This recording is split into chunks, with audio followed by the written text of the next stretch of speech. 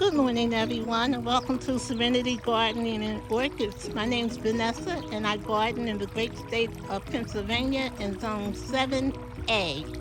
Today, I will be doing some transplanting, some trimming, and planting those hellebores that I got on clearance. So, come with me. I think we'll start with the transplanting of the rose bush, and as you can see, it's actually growing onto the sister disco next to it. So I'm going to cut the one branch and I'm going to transplant it. One moment, please. Okay, guys, you see my pruna sitting down there? I can't cut it. It's just too thick. So I asked my son if he'll come and help me, and he should be here in a few minutes, and I'll start the video back up. I know it was just seconds for you, but it was minutes for me, and he's here, and he's coming now. One moment. The dog sees him. One moment, please. Okay, so there he is, and he's going to cut that piece for me. I think he'll have a lot better luck than I did.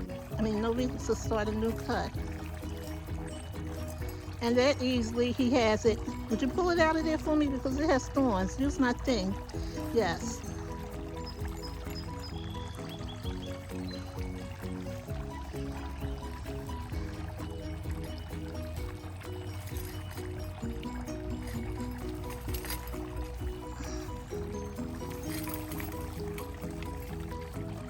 Okay, guys, that looks a lot better.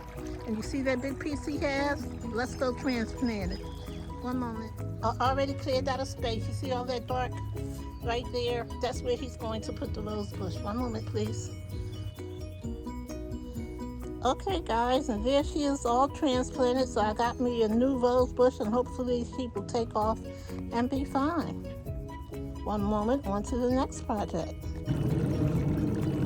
So, okay, guys, you can see that the rose bush is no longer inside the sister disco, so I'm satisfied. And thank God for my son who helped me. You see that there's a tulip right in front of the sister disco almost now. And I want to do the same thing over here. So I already dug a hole, and because the one tulip is red, I'm going to get another tulip, another red tulip, and put it there. And hopefully it'll come up next year. Bear with me one moment. Let me step back. See the tulip, guys, and there'll be one on the other side when I finish. One moment, please. Okay, guys, I was able to get the tulip in, and she has been watered in, and now you can see there's a tulip on each side of the garden, and Mama's satisfied with that. The one that I just planted looks like a coral pink, but I believe it was red when it first came out. However, it's fading. So one moment and I'll show you up close and personal. So there she is, guys. She has grub tone put on her, and I watered her in nicely. One moment, on to the next project. Okay, guys, I'm going to take that hellebore that I just got on clearance, and I'm putting her in that hole that I dug. One moment, please. So okay, guys, I think she's looking gorgeous. Look at that hellebore. And that's looking very pretty. That peony is a bare root peony that I just put down last year, and it came back. So it's going to be a while before it gets big. So I wanted to put something else in this fountain. And when it gets big, I'll just move some things out. One moment, on to the next project. So, okay, guys, what I'm going to do is I'm taking that one hellebore here out, and I'm putting it in this little pot right there. And I'm going to plant this hellebore. I did get a white one, as you guys could see. And I wanted you to take note of the ground cover. Isn't it gorgeous? If you've been with me since last year, you know that I planted a couple of sprigs around, and it has really, really multiplied, and I am loving it. It is going off outside of the little fencing around it, so I'm going to pull some of that up and put it over here where that pot is. One moment, please. I'm going to take one hellebore out, put it in the pot, and put the other one in, and I'll dig a hole, and we'll go from there. One moment. So, okay, guys, I made a nice size hole for her, and I got the other one out.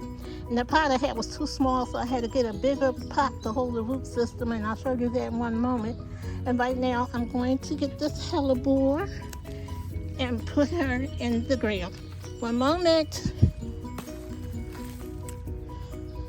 Okie dokie. Okay, guys, I watered her in. And I think she looks absolutely beautiful.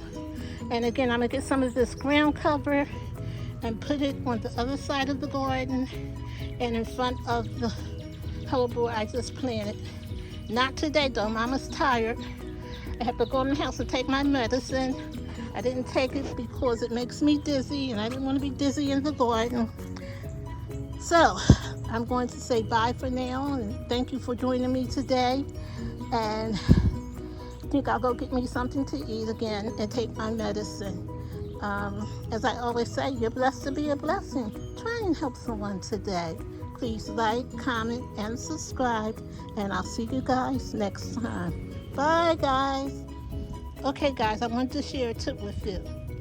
When you cut back your hydrangeas, if you have a lot of stems up, if you cut it back hard, you can always root it, and you may get new hydrangeas. Sometimes it works for me, and sometimes it doesn't, but it's worth a try. The branches that you cut off, put cinnamon, make sure you get a node, put cinnamon all around it and stick it in the ground, and maybe, just maybe, you'll have new hydrangeas. And here's the hellebore that I got out of the ground to put the new one in, because this one wasn't doing good, and I'll baby her until she comes back strong. Okay, now this time for real. Bye-bye.